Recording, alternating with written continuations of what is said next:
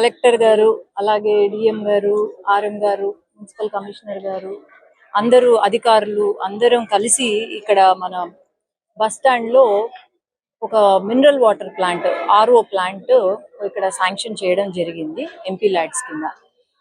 ప్రతిసారి నేను ఎంపీ అయిన తర్వాత మన ఎంపీ ల్యాడ్స్ కరెక్ట్ గా ఉపయోగించుకోవాలి అని చెప్పి కలెక్టర్ గారు చెప్పినట్టు అది ఒకరో ఇద్దరికో కాదు, ఒక కమ్యూనిటీకి లేదంటే పెద్ద స్థాయిలో అందరికీ అవసరం అయ్యేలాగా మనము ఈ ఎంపీ ల్యాడ్స్ ని ఉపయోగించుకోవాలా అనే ఉద్దేశంతో ఇప్పుడు వరకు కలెక్టర్ గారి నుంచి మాకు ఎంతో సహకారం అందిస్తూ ప్రతి 7 నియోజకవర్గాల్లో సమానంగా అందరికీ, ముఖ్యంగా వెనుకబడిన కమ్యూనిటీస్, ఎస్సీ కాలనీలలో ముఖ్యంగా కాన్సన్ట్రేషన్ హాస్పిటల్స్ లేదా స్కూల్స్ పైన ఎక్కువ కాన్సన్ట్రేషన్ చేస్తున్నాము. అలాగే సిఎస్ఆర్ ఫండ్ ఎడ్యుకేషన్, హెల్త్, విద్య, తర్వాత వైద్యానికి పెట్టబోతున్నాము. అట్లాగే పబ్లిక్ జిమ్స్, మన నంద్యాలలో పబ్లిక్ పార్క్స్ లో పబ్లిక్ జిమ్స్ ఏర్పాటు చేస్తున్నాం. ఇది అందరికి, యూత్ కి లేకపోతే పెద్దవాళ్ళకు కూడా ఉపయోగపడేలాగా ముందుకు వెళ్తున్నాము.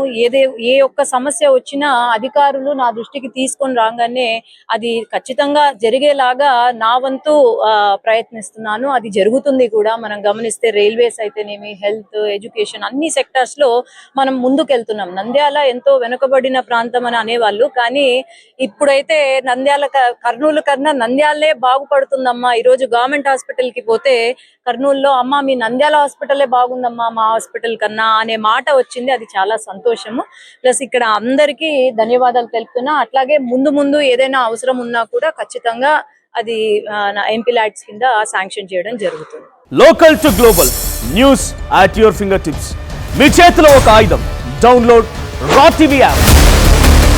Media legend Ravi Prakash is back.